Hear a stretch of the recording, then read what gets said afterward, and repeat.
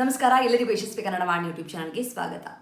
ನಾವು ಹೊಸದಾಗಿ ಒಂದು ಕಥೆಯನ್ನು ಓದೋಕ್ಕೆ ಶುರು ಮಾಡಿದ್ವಿ. ಬೆಳ್ಳಂದೂರಿನ ನರಭಕ್ಷಕ ಪೂರ್ಣಚಂದ್ರ ತೇಜಸ್ವಿ ಅವರದು ಭಾಗ 1 ಆಯಿತು. ಭಾಗ 1ರಲ್ಲಿ ನಾವು ನೋಡಿದ್ವಿ ಯಾವುದೋ ಒಂದು ನರಭಕ್ಷಕ ರೂಪ ತಾಳಿದೆ. ಆ ನರಭಕ್ಷಕನ ಹೊಡೆಯೋಕ್ಕೆ ಹಳ್ಳಿಯವರೆಲ್ಲ ಸೇರಿದ್ದಾರೆ. ಸೊ ಮುಂದೇನಾಯಿತು ಅದು ಭಾಗ 2ರಲ್ಲಿದೆ. ಸೊ ಭಾಗ 2ಅನ್ನು ಓದೋಣ. ಅವರು ಪ್ರಾಣಿಗಳು ಓಡಾಡುವ ದಾರಿಯಲ್ಲಿ ಒಂದು ಚೌಕ ಬಾವಿಯನ್ನು ತೋಡಿದರು. ಒಂದು ಬಾವಿ ತೋಡ್ತಾರೆ. ಚೌಕ ಅಂದರೆ we know already square shaped. ಅದರ ಮೇಲೆ ತೆಳ್ಳನೆಯ ಬಿದಿರು ತಡಿಕೆಯೊಂದನ್ನು ಮುಚ್ಚಿ ಅದರ ಮೇಲೆಲ್ಲ ಹುಲ್ಲು ತರಗೆಲೆಗಳನ್ನು ಹರಡಿ ಸ್ವಾಭಾವಿಕ ನೆಲದಂತೆಯೇ ಕಾಣುವಂತೆ ಮಾಡಿದರು. ಇದು ಒಂಥರ ಟ್ರ್ಯಾಪ್ ಫಾರ್ಮ್ ಮಾಡೋದು. ಬಟ್ ಎಷ್ಟೇ ನಾವು ಟ್ರ್ಯಾಪ್ ಫಾರ್ಮ್ ಮಾಡಿದ್ರು ನಿಮಗೆ ಗೊತ್ತಾ, ಈ ಬುಕ್ಕಲ್ಲಿ ನಾನು ಓದಿರೋವಂಥ ಪ್ರಕಾರ ಪ್ರಾಣಿಗಳು ಬಹಳ ಸುಲಭವಾಗಿ ಟ್ರ್ಯಾಪ್ಗಳನ್ನ ಕಂಡು ಬಿಡ್ತಾವಂತೆ ವಾಸನೆ ಮೂಲಕ. ಮೊದಲು ಆ ಬಾವಿಯ ಒಂದು ಕಡೆ ಬಡಕಲು ದನ ಒಂದನ್ನು ಕಟ್ಟಿ ದನ ಹತ್ತಿರಕ್ಕೆ ಹುಲಿ ಬೇರೆ ಯಾವ ದಿಕ್ಕಿನಿಂದಲೂ ಸಮೀಪಿಸದಂತೆ ಅಭೇದ್ಯವಾದ ಮುಳ್ಳು ಬೇಲಿಯನ್ನು ಅಡಕಿದರು. ಸೊ ಪ್ರಾಣಿ ಇಂಟೆಲಿಜೆಂಟ್ ಅಂದರೆ ಪ್ರಾಣಿಗಿಂತ ಮನುಷ್ಯ ಇನ್ನೂ ಇಂಟೆಲಿಜೆಂಟ್. ಹುಲಿ ದನ ಹಿಡಿಯಲು ಬಂದರೆ ಅದು ಅವರು ತೋಡಿ ಮುಚ್ಚಿರುವ ಬಾವಿ ಮಾರ್ಗವೇ ಬರಬೇಕಾಗಿತ್ತು. ಸೊ ಆ ಕಡೆ ಈ ಕಡೆ ಎಲ್ಲ ಕ್ಲೋಸ್ ಮಾಡಿಬಿಟ್ಟು ಸೂಪರಾಗಿ ಒಂದು ಬಾವಿಯನ್ನು ತೋಡಿ ಅದ್ರ ಮುಂದೆಗಡೆ ಒಂದು ದನನ ಕಟ್ಟಾಕಿದ್ದಾರೆ. ಅದು ಎಂಥ ದನ ಕಟ್ಟಾಕಿದ್ದಾರೆ ಅಂದರೆ ಬಡಕಲು ದನ ಕಟ್ಟಾಕಿದ್ದಾರೆ. ಎಲ್ಲವೂ ಹಳ್ಳಿಗರ ಉಪಾಯದ ಪ್ರಕಾರವೇ ನಡೆಯಿತು. ಅವರ ಗುಂಡಿ ತೋಡಿದ ಮೂರನೇ ದಿನ ಕಾಡಿನೊಳಗೆ ವಾರಸುದಾರರಿಲ್ಲದೆ ನಿಂತಿದ್ದ ದನ ನೋಡಿ ಹುಲಿ ಆ ಮಾರ್ಗವಾಗಿ ದನ ಹಿಡಿಯಲು ನಡೆದು ಬಂತು. ಅವರು ತೋಡಿದ್ದ ಬಾವಿಯೊಳಗೆ ದೊಪ್ಪನ ಬಿತ್ತು. ಸೊ ಫೈನಲಿ ಹುಲಿಯನ್ನು ಹಿಡಿದು ಬಿಟ್ಟರು. ಮುಂದೇನಾಯಿತು? ಮಾರನೇ ದಿನ ಹಳ್ಳಿಗರಿಗೆ ಇದು ಗೊತ್ತಾದಾಗ ಎಲ್ಲರೂ ಕುಣಿದಾಡಿದರು. ಮತ್ತೊಂದು ಸಭೆ ಕರೆದು ಮಂತ್ರವಾದಿಯೊಡನೆ ಮುಂದೇನು ಮಾಡಬೇಕೆಂದು ಸಮಾಲೋಚನೆ ಮಾಡಿದರು. ಸೊ ಇಲ್ಲಿ ಬರ್ತಾನೆ ನಮ್ಮ ಮಂತ್ರವಾದಿ ಸೂಪರ್ ಸ್ಟಾರ್. ಮುಂದೇನೆಂಬುದೇ ಅವರ ಚಿಂತೆಯಾಗಿತ್ತು. ಕೆಲವರು ಹುಲ್ಲು ಕಂತೆಗಳಿಗೆ ಬೆಂಕಿ ಹಚ್ಚಿ ಆ ಬಾವಿಯೊಳಗೆ ಎಸೆದು ಬಿಡೋಣ. ಇದು ಮನುಷ್ಯನ ಒಂದು ರಾಕ್ಷಸ ಗುಣವನ್ನು ತೋರಿಸುತ್ತೆ, ನಾವೆಷ್ಟು ಕ್ರೂರಿಯಾಗಿ ನಡ್ಕೊಳ್ತೀವಿ ಅಂತ. ಬಟ್ ಅದೇ ಸಮಯಕ್ಕೆ ನರಭಕ್ಷಣೆ ಮಾಡದಂಥ ಯಾವುದೇ ಪ್ರಾಣಿಯೂ ಸಹ ಬೇರೆ ಮಾಂಸವನ್ನು ತಿನ್ನಲ್ಲ ಅನ್ನೋದು ಸಹ ನಮಗೆ ಗೊತ್ತು. ಆ ರಾಕ್ಷಸ ಇಲ್ಲಿಯವರೆಗೆ ನಮಗೆ ಮಾಡಿದ್ದ ನಷ್ಟಕ್ಕೆ ಜೀವಂತವಾಗಿ ಸುಡುವುದೇ ಸರಿಯಾದ ಶಿಕ್ಷೆ ಎಂದು ಹೇಳಿದರು. ನನ್ನ ಪ್ರಕಾರ ಇದು ನಾಟ್ ಅಕ್ಸೆಪ್ಟಬಲ್. ಬಟ್ ಹಳ್ಳಿಗರ ಪ್ರಕಾರ ಹಳ್ಳಿಗರ ಆಕ್ರೋಶ ಅಷ್ಟರ ಮಟ್ಟಿಗಿದೆ ಅಂದರೆ ಅದನ್ನು ಜೀವಂತವಾಗಿ ಸುಟ್ಟು ಬಿಡಬೇಕು ಅಂತ. ಯಾವುದೇ ಪ್ರಾಣಿ ಇರಲಿ ಸ್ನೇಹಿತರೆ, ನಾವು ಅದನ್ನು ನೋಯಿಸೋದು ಬಹಳ ತಪ್ಪಾಗುತ್ತೆ ಅಲ್ವಾ. ನಮಗದು ಅರ್ಹತೆ ಇಲ್ಲ, ಯೋಗ್ಯತೆ ಇಲ್ಲ ಯಾವುದೇ ಪ್ರಾಣಿಯನ್ನು ಕೊಂದಾಕ್ಬೇಕಂತ. ಓಕೆ, ನಾವು ಸ್ಟೋರಿಗೆ ಹೋಗೋಣ. ನಾನು ತುಂಬ ಫಿಲಾಸಫಿ ಕೊಡೋಲ್ಲ. ಆ ಊರಿನಲ್ಲಿ ಯಾರ ಬಳಿಯೂ ಬಂದೂಕಿರಲಿಲ್ಲ. ಆದ್ದರಿಂದ ಅವರಿಗೆ ಕೋವಿಯಲ್ಲಿ ಹೊಡೆದು ಕೊಲ್ಲಬಹುದೆಂಬ ಯೋಚನೆಯೇ ಬರಲಿಲ್ಲ. ಕೊನೆಗೆ ಅದನ್ನು ಮೇಲಿಂದ ಬರ್ಜಿಗಳಿಂದ ಚುಚ್ಚಿ ಚಿತ್ರಹಿಂಸೆ ಕೊಟ್ಟು ಕೊಲ್ಲಬೇಕೆಂದು ತೀರ್ಮಾನಿಸಿದರು. ಅವರಿಗೆ ಆ ಹುಲಿಯ ಬಗ್ಗೆ ಅಷ್ಟೊಂದು ಸಿಟ್ಟಿತ್ತು. ಬೆಳ್ಳಂದೂರಿನಲ್ಲಿ ಯಾರ ಬಳಿಯಾದರೂ ಕೋವಿ ಇರಲಿ, ಒಳ್ಳೆ ಬರ್ಜಿ ಈಟಿಗಳಾದರೂ ಇದ್ದುವಾ? ಇಬ್ಬರ ಬಳಿ ಬರ್ಜಿ ಎಂದು ಕರೆಯಬಹುದಾದ ಆಯುಧಗಳೇನೋ ಇದ್ದವು. ಆದರೆ ಅವುಗಳ ಮೂತಿ ಎಷ್ಟೊಂದು ಮೊಂಡಾಗಿತ್ತೆಂದರೆ ಅವುಗಳ ಮುಂಭಾಗಗಳು ಹಿಂಭಾಗಗಳಷ್ಟೇ ನಿರಪಾಯಕಾರಿ.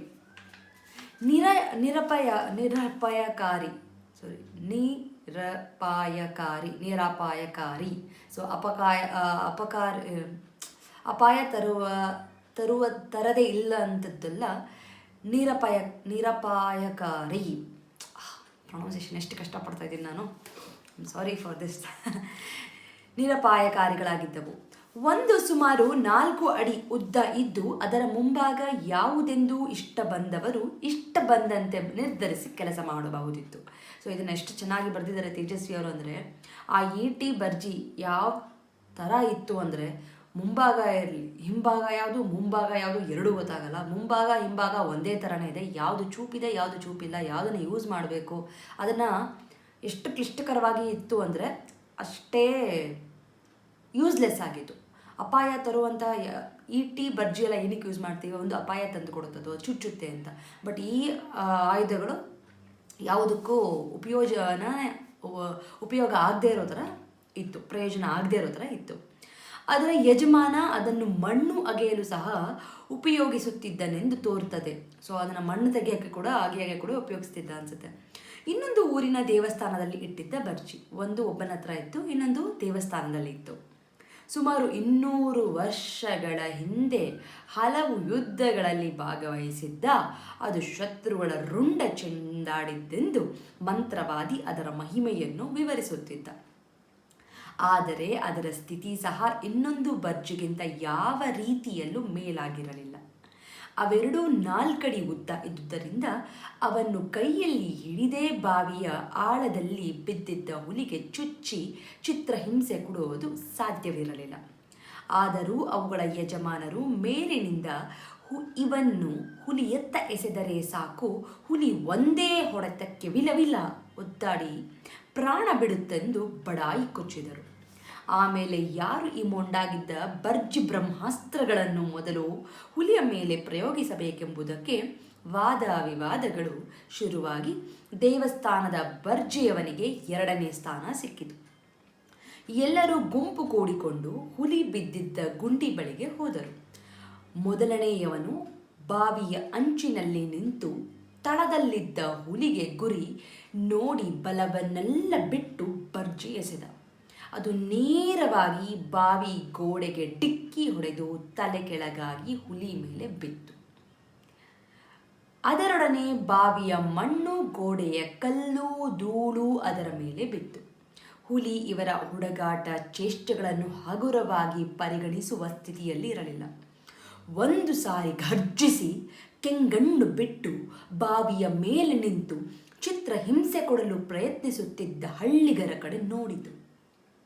ಇನ್ನೊಬ್ಬ ಬರ್ಜಿಯವನು ತನ್ನ ಹತಾರನ್ನು ಸಿದ್ಧ ಮಾಡಿಕೊಳ್ಳುತ್ತಿರಬೇಕಾದರೆ ಹಳ್ಳಿಯವರ ಗುಂಪಿನಲ್ಲಿ ಆಗಲೇ ಗಾಬರಿ, ಗುಜುಗುಜು ಮಾತು ಶುರುವಾಯಿತು. ದೇವಸ್ಥಾನದ ಬರ್ಜಿಯವನ ಮೊದಲಿನವನತ್ತ ತಿರಸ್ಕಾರದ ನೋಟ ಬೀರುತ್ತಾ ತನ್ನ 250 ವರ್ಷ ಹಿಂದಿನ ಪ್ರಚಂಡ ಪರಾಕ್ರಮದ ಬರ್ಜಿಯನ್ನು ಮೇಲೆತ್ತಿ ಬಲವೆಲ್ಲ ಬಿಟ್ಟು ಹುಲಿಯ ಕಡೆಗೆ ಪ್ರಯೋಗಿಸಿದ. ಅವನು ಎಸೆದ ಜೋರಿಗೆ ಈಟಿ ನೇರವಾಗಿ ಹೋಗಿ ಹುಲಿಯ ಹಿಂತೊಡೆಗೆ ಚುಚ್ಚಿ ಗಾಯ ಮಾಡಿ ಪಕ್ಕಕ್ಕೆ ಬಿತ್ತು. ಈಗ ಬೆಳ್ಳಂದೂರಿನ ಪರಾಕ್ರಮಿಗಳ ಬಳಿ ಒಂದೇ ಒಂದು ಆಯುಧವೂ ಇರಲಿಲ್ಲ. ಇದ್ದ 2 ಈಟಿಗಳು ಬಾವಿಯೊಳಗೆ ಎಸೆದಾಗಿದೆ. ಹುಲಿ ಸಂಪೂರ್ಣ ತಾಳ್ಮೆ ಕಳೆದುಕೊಂಡಿದೆ. ಕೋಪದ ಭರದಲ್ಲಿ ತನ್ನಲ್ಲಿದ್ದ ಶಕ್ತಿಯನ್ನೆಲ್ಲ ಒಗ್ಗೂಡಿಸಿ ಭಯಂಕರ ಗರ್ಜನೆಯೊಂದಿಗೆ ಬಾವಿಯ ತಳದಿಂದ ಮೇಲಕ್ಕೆ ನಿಂತಲ್ಲಿಂದಲೇ ಚಂಗನೆ ಚಿಮ್ಮಿತು. ಅದರ ಮುಂಗಾಲುಗಳು ಬಾವಿಯ ಮೇಲಿನ ಹುಲ್ಲಿನ ನೆಲವನ್ನು ಹಿಡಿದುಕೊಂಡಿತು. ಹಿಂಗಾಲುಗಳಿಂದ ಬಾವಿಯ ಗೋಡೆಯನ್ನು ಬಲವಾಗಿ ಕೆರೆದುದರಿಂದ ಹಿಡಿತ ಸಿಕ್ಕಿತು. ಮರುಕ್ಷಣ ಪಾತಾಳದಿಂದ ಮೇಲೆ ಬಂದ ಪಿಶಾಚಿಯಂತೆ ಹುಲಿ ಬಾವಿಯ ಮೇಲೆ ನಿಂತಿತು. ಹಳ್ಳಿಗರೆಲ್ಲ ಹುಲಿಗೆ ಕೊಡಬೇಕಿದ್ದ ಚಿತ್ರಹಿಂಸೆ ಮರೆತೇ ಹೋಯಿತು. ಬರ್ಜಿ ಎಸೆದವನಿಗೆ ಬಾಯಿಗೆ ಬಂದಂತೆ ಬೈಯುತ್ತಾ ದಿಕ್ಕಾಪಾಲಾಗಿ ಓಡತೊಡಗಿದರು. ಹುಲಿ ಕಾಡಿನ ಕಡೆಗೆ ಓಡಬೇಕಾದರೆ ಅದೇ ದಾರಿಯಲ್ಲಿ ಪ್ರಾಣ ಉಳಿಸಿಕೊಳ್ಳಲು ಓಡುತ್ತಿದ್ದವನೊಬ್ಬ ಅಡ್ಡ ಸಿಕ್ಕಿದ. ಹುಲಿ ಅವನ ಮೇಲೆ ಜಿಗಿದು ಅಪ್ಪಳಿಸಿತು. ಅದರ ಮುಂಗಾಲು ಬೀಸಿದ ವೇಗಕ್ಕೆ ಅವನ ತಲೆಯ ಚರ್ಮ ಸುಲಿದು ಮುಂದಕ್ಕೆ ಬಂದು ಮುಖವಾಡದಂತೆ ಕವಿದು ಅವನಿಗೆ ದಾರಿ ಕಾಣದಾಯಿತು. ನೋಡಿ, ಹುಲಿಯ ಅದು ಪಂಜೊಡೆತ ಅಂತಾರೆ, ಅದು ಯಾವ ರೀತಿಯಲ್ಲಿರುತ್ತೆ ಅಂದರೆ ಒಂದೇ ಒಂದು ಹೊಡೆತಕ್ಕೆ ಅವನ ತಲೆ ಮೇಲಿದ್ದ ಚರ್ಮ ಫುಲ್ಲು ಸಿಗಿದ್ಕೊಂಡು ಮುಂದೆ ಬಂದು ಜೋತಾಡ್ತಾ ಇದೆ, ಮುಖವಾಡ್ತಾರ ಮುಂದೆ ಅವನಿಗೆ ದಾರಿ ಕಾಣಿಸ್ತಿಲ್ಲ. ಸೊ ಇದು ಹುಲಿಯ ಹೊಡೆತ, ಸುಮ್ಮನೆ ಅಲ್ಲ ಹುಲಿ ಅನ್ನೋದು. ಹುಲಿ ಕಾಡಿಗೆ ಹೋಗುವ ಭರದಲ್ಲಿ ಇವನತ್ತ ಕಾಲು ಬೀಸಿದಷ್ಟೇ, ಅದಕ್ಕೆ ಬೇಕಂತ ಕೂಡ ಅಟ್ಯಾಕ್ ಮಾಡಿಲ್ಲ, ಅದು ಓಡೋಗ್ತಾ ಇದೆ ಕಾಡೊಳಗೆ, ಅದಕ್ಕೂ ಭಯ ಆಗಿದೆ, ಮನುಷ್ಯನಿಗೂ ಭಯ ಆಗಿದೆ. ಆ ಭರದಲ್ಲಿ ಅವನಿಗೆ ಹೊಡೆದಂಥ ಒಂದು ಏಟು ಇದು. ಅದು ಸರಿಯಾಗಿ ಮುಂಗಾಲಿನಿಂದ ಹೊಡೆದಿದ್ದರೆ ಇವನ ತಲೆ ಕೋಳಿ ಮೊಟ್ಟೆಯಂತೆ ಅಪ್ಪಚ್ಚಿಯಾಗುತ್ತಿತ್ತು. ನೋಡಿ ಹುಲಿಗೆ ಎಷ್ಟು ಫೋರ್ಸ್ ಇದೆ ಅದರ ಕಾಲಿನಲ್ಲಿ ಅಂತ. ನಿಜವಾಗ್ಲೂ ಹೊಡಿಬೇಕಂತ ಏನಾದರೂ ಹೊಡೆದಿದ್ರೆ ಅದು ಅವನ ತಲೆ ಮೇಲೆ ಕೋಳಿ ಮೊಟ್ಟೆಯಾಗ್ತಿತ್ತು ಅಂತಾನೆ. ಹುಲಿ ಮಿಂಚಿನಂತೆ ಕಾಡಿನ ಸ್ವಾತಂತ್ರ್ಯದ ಕಡೆಗೆ ಪಲಾಯನ ಮಾಡಿತು. ಸೊ ತಲೆಯ ಚರ್ಮ ಟೋಪಿಯಂತೆ ಸುಳಿದು ಬಂದಿದ್ದವ ಅದೊಂದನ್ನು ಬಿಟ್ಟರೆ ಮತ್ತೇನು ಆಗದವನ ಹಾಗೆ ಚೆನ್ನಾಗಿಯೇ ಕಾಣುತ್ತಿದ್ದ. ಅವನ ತಲೆಯ ಚರ್ಮ ಕೂದಲು ಸಮೇತ ಕಪಾಲದ ಹತ್ತಿರ ಅಂಟಿಕೊಂಡು ಜೋತಾಡುತ್ತಿತ್ತು. ರಕ್ತ ಧಾರಾಕಾರವಾಗಿ ಇಳಿಯುತ್ತಿದ್ದ ಅವನು ಮರುದಿನ ನರಕ ಯಾತನೆ ಅನುಭವಿಸಿ ಸತ್ತ. ಸಾಯುವ ಕೊನೆ ಘಳಿಗೆಯವರೆಗೂ ತನ್ನ ಸುಲಿದು ಹೋದ ತಲೆ ಚರ್ಮವನ್ನು ಮತ್ತೆ ಕೂರಿಸಲು ಪ್ರಯತ್ನ ಪಡುತ್ತಿದ್ದನಂತೆ. ಹುಲಿಗೆ ಕೊಡಬೇಕೆಂದಿದ್ದ ಚಿತ್ರಹಿಂಸೆಯೆಲ್ಲ ಇವನಿಗೆ ಆಯಿತು. ಬೆಳ್ಳಂದೂರಿನ ನರಭಕ್ಷಕ ತೆಗೆದುಕೊಂಡ ಮೊದಲ ನರಬಲಿ ಇದು. ಸೊ ಇದು ಡೈರೆಕ್ಟಾಗಿ ತೆಗೆದುಕೊಂಡಂಥ ನರಬಲಿಯಲ್ಲ, ಇಂಡೈರೆಕ್ಟಾಗಿ ತೆಗೆದುಕೊಂಡಂಥ ಒಂದು ನರಬಲಿ. ಅದು ಬೇಕಂತ ಮಾಡಿದ್ದಲ್ಲ, ತನ್ನ ದಾರಿಯಲ್ಲಿ ಹೋಗ್ತಿದ್ದವನಿಗೆ ಅದು ಓಡೋಗೋ ಬರದಲ್ಲಿ ಅವನಿಗೆ ಹೊಡೆದು ಹೋದಂಥ ಒಂದು ಮೊದಲ ನರಬಲಿ ಇದಾಗಿತ್ತು. ಆದರೆ ಇದು ಉದ್ದೇಶಪೂರ್ವಕವಾದ ನರಬಲಿಯಾಗಿರಲಿಲ್ಲ. ಹುಲಿ ಕಾಡಿಗೆ ಓಡಿ ಹೋಯಿತು. ಅದರ ತೊಡೆಯ ಹಿಂಭಾಗದಲ್ಲಿ ದೇವಸ್ಥಾನದ ಈಟಿ ತಾಗಿ ಆಗಿದ್ದ ಗಾಯ ಅದರ ಗಮನಕ್ಕೂ ಸಹ ಬರದೆ ವಾಸಿಯಾಯಿತು. ಸೊ ಅಷ್ಟು ಬೇಗ ವಾಸಿ ಮಾಡ್ಕೊಂಡ್ಬಿಡುತ್ತೆ ಪ್ರಾಣಿಗಳೆಲ್ಲ. ಆದರೆ ಈ ಘಟನೆಯ ನಂತರ ಅದರ ಬುದ್ಧಿಶಕ್ತಿ ಅಪಾರವಾಗಿ ವೃದ್ಧಿಸಿತ್ತು. So they become a very intelligent. KGF ಅಲ್ಲಿ ಒಂದು ಡೈಲಾಗ್ ಇದೆ ನೋಡಿ, ಗಾಯಗೊಂಡ ಸಿಂಹದ ಗರ್ಜನೆ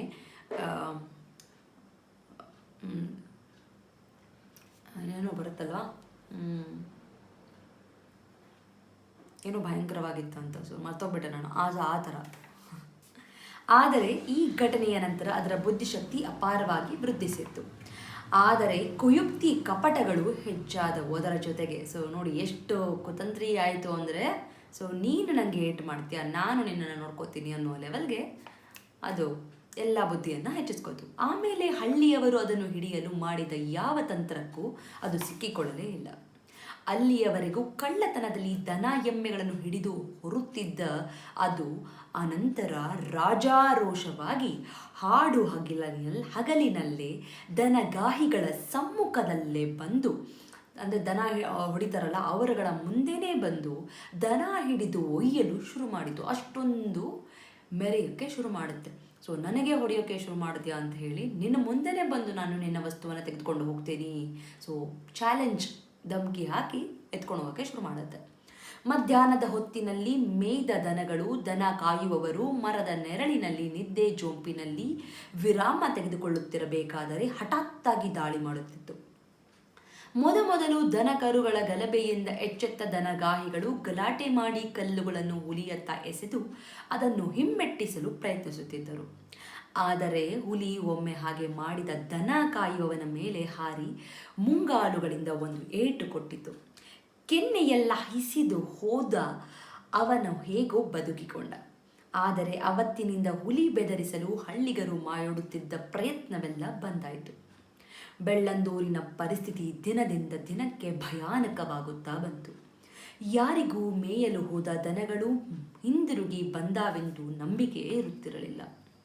ಆದರೆ ಕಟ್ಟಿ ಹಾಕಿ ಕೊಟ್ಟಿಗೆಯಲ್ಲೇ ಹುಲ್ಲು ನೀರು ಕೊಟ್ಟುಕೊಂಡು ಎಷ್ಟು ದಿನ ತಾನೇ ದನಗಳನ್ನು ಸಾಕಲು ಸಾಧ್ಯ? ಬೆಳ್ಳಂದೂರಿನಲ್ಲಿ ದನಗಳು ಸುಲಭವಾಗಿ ದೊರೆಯದಿದ್ದಾಗ ಆ ಹುಲಿ ಚೋರ್ಡಿ ತ್ಯಾಗಾರ್ತಿವರೆಗೂ ತನ್ನ ಕಾರ್ಯಕ್ಷೇತ್ರ ವಿಸ್ತರಿಸಿತು.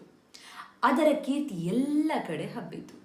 ಆದರೆ ಆವರೆಗೂ ಅದು ದನಗಳ್ಳನೆಂದು ಖ್ಯಾತಿಯಾಗಿತ್ತೇ ಹೊರತು ನರಭಕ್ಷಕನೆಂದಲ್ಲ. ಸೊ ಇಲ್ಲಿವರೆಗೂ ಸಹ ಹುಲಿ ಯಾವ ಒಂದು ನರಭಕ್ಷಣೆಯನ್ನು ಕೂಡ ಮಾಡಿಲ್ಲ. ಹೀಗಾಗಿ ಈ ಸಮಾಚಾರ ಮಿಸ್ಟರ್ ಜಾನ್ಸನ್ ಎಂಬ ಯುರೋಪಿಯನ್ ಆಫೀಸರ್ನ ಕಿವಿಗೂ ಬಿತ್ತು. ಜಾನ್ಸನ್ ಸರ್ಕಾರದ ರೈಲ್ವೆ ಅಧಿಕಾರಿ. ಭಾರತದ ಬೇರೆಲ್ಲೋ ಕಾಡುಗಳಲ್ಲಾಗಲಿ ಹುಲಿಗಳಲ್ಲಾಗಲಿ ಇಲ್ಲದ ಜಾಗದಲ್ಲಿ ಕೆಲಸ ಮಾಡಿಕೊಂಡಿದ್ದವನು. ಈತನ ಬಳಿ ಒಂದು ರೈಫಲ್ ಇತ್ತು. ಮೈಸೂರು ಸಂಸ್ಥಾನಕ್ಕೆ ವರ್ಗವಾಗಿ ಬಂದ ಇವನು ಬೆಳ್ಳಂದೂರಿನಲ್ಲಿ ದನಗಳಿಗಾಗಿ ಪಿಡುಗಾಗಿದ್ದ ಈ ಹುಲಿಯನ್ನು ಹೊಡೆಯಬೇಕೆಂದು ತೀರ್ಮಾನಿಸಿ ರೈಲು ರಸ್ತೆಯಿಂದ ಕೇವಲ 7 ಮೈಲಿ ದೂರದಲ್ಲಿದ್ದ ಬೆಳ್ಳಂದೂರಿಗೆ ಬಂದ. ತನ್ನ ರಜ ಮುಗಿಯುವುದರೊಳಗೆ ಆ ಹುಲಿ ಹೊಡೆದು ಅದರ ಚರ್ಮ ಹದ ಹಾಕಿಸಿ ಹೊಯ್ಯಬೇಕೆಂಬುದು ಇವನ ಉದ್ದೇಶವಾಗಿತ್ತು. ಸೊ ಮೊದಲೆಲ್ಲ ಶಿಕಾರಿ ಮಾಡೋದು ಲೀಗಲ್ ಆಗಿತ್ತು. ಸೊ ಇಂಡಿಯಾದಲ್ಲಿ ಬರೀ ಬ್ರಿಟಿಷರು ಇದ್ದ ಕಾರಣ ಬ್ರಿಟಿಷರು ಇದೊಂದು ಫ್ಯಾಸಿನೇಷನ್, ಒಂದು ಫ್ಯಾಂಟಸಿ ಥರ ಮಾಡೋಕ್ಕೆ ಶುರು ಮಾಡಿದರು. ಆವಾಗಲೇ ಸ್ನೇಹಿತರೆ ನಮ್ಮ ಕರ್ನಾಟಕದಲ್ಲಿದ್ದ ಹುಲಿಗಳ ಸಂಖ್ಯೆ ಕ್ಷೀಣಿಸೋಕ್ಕೆ ಶುರುವಾಗಿದ್ದು. ಸೊ ಈಗಲೂ ಕೂಡ ಹುಲಿಗಳು ಏನು ತುಂಬ ಹೆಚ್ಚಿನಾಗಿ ಇಲ್ಲ ನಮ್ಮ ಹತ್ರ, ಬಹಳ ಕಮ್ಮಿನೇ ಇದೆ ನಮ್ಮ ಹತ್ರ. But this also one of the reason, ಇದು ಕೂಡ ಒಂದು ಕಾರಣ ಹುಲಿ ಏನಕ್ಕೆ ಕಮ್ಮಿ ಆಗ್ತಾ ಬಂತು ನೋಡಿದರು. ಸೊ ಬ್ರಿಟಿಷರು ಒಂದೆರಡಲ್ಲ ಮಾಡಿರೋದು ಹಾನಿ, ನಮಗೆ ತುಂಬಾ ಮಾಡಿಕೊಟ್ಟು ಹೋಗಿದ್ದಾರೆ. ಇನ್ನು ನಾವು ಅವರನ್ನು ತಲೆ ಮೇಲೆ ಇಟ್ಕೊಂಡು ಕೊಂಡಾಡ್ತಾ ಇದ್ದೀವಿ ಎಷ್ಟೋ ಒಂದು ಕಡೆ. ಓಕೆ, ಸೊ ಮುಂದೆ ಏನಾಯಿತು, ಅವನೇನು ಮಾಡ್ದ, ಆ ವ್ಯಕ್ತಿ ಏನು ಮಾಡ್ದ, ಬ್ರಿಟಿಷ್ ಆಫೀಸರ್ ಏನು ಮಾಡ್ದ, ಅವನು ಅಧಿಕಾರಿ, ಅದೆಲ್ಲ ಮುಂದೆ ನಾವು ಓದೋಣ.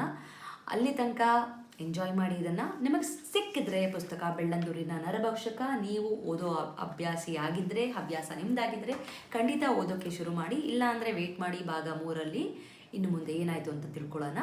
ಸೊ ಅಲ್ಲಿವರೆಗೆ ಧನ್ಯವಾದ. ನಿಮಗೆ ಇಷ್ಟವಾಗಿದ್ದಲ್ಲಿ ಈ ವಿಡಿಯೋವನ್ನು ದಯವಿಟ್ಟು ಲೈಕ್ ಮಾಡಿ, ಶೇರ್ ಮಾಡಿ, ಸಬ್ಸ್ಕ್ರೈಬ್ ಮಾಡಿ ಹಾಗೂ ಸಪೋರ್ಟ್ ಮಾಡಿ, ಪ್ರೋತ್ಸಾಹಿಸಿ ಈ ಒಂದು ಹೊಸ ಕಾರ್ಯವನ್ನು ಅಂತ ಹೇಳ್ತಾ ಎಲ್ಲರಿಗೂ ಧನ್ಯವಾದ.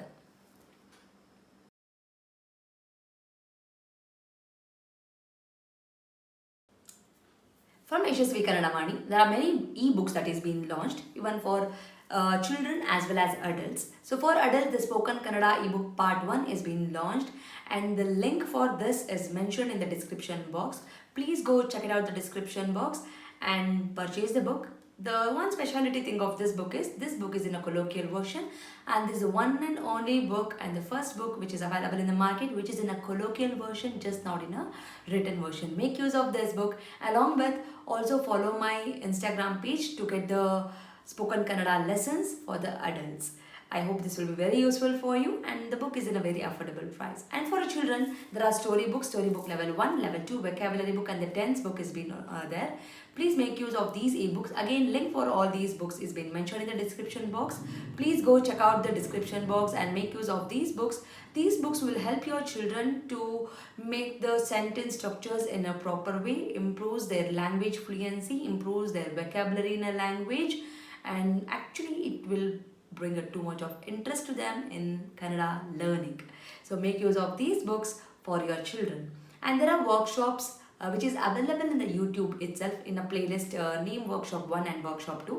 If your child is really struggling with the basics like a Vandamale, Kagunita, Vattakshura, Arkavali, words, make use of these workshop. Link for these workshop is mentioned in the description box. Please make sure you will go to the description box and use all these links. Workshop is a free of cost. It is available in the YouTube itself, and all the ebooks it will be, you have to pay and use those books. There is a sample copy for everything. You can just look into the sample copy and you can purchase. Like ಮಾಡಿ, share ಮಾಡಿ, subscribe ಮಾಡಿ. So knowledge will gain only by sharing the knowledge. So children, if you have learned something, teach to your friends also, and this will help you in your gaining the knowledge. So thank you so much, and if you are not subscribed to the channel, subscribe ಮಾಡ್ಕೊಳ್ಳಿ. Click on the notification, so that click on the bell link so that you will get notified as and when I upload the videos. Thank you so much. I'll meet you all ಅಂತ ಹೇಳ್ತಾ ಧನ್ಯವಾದ.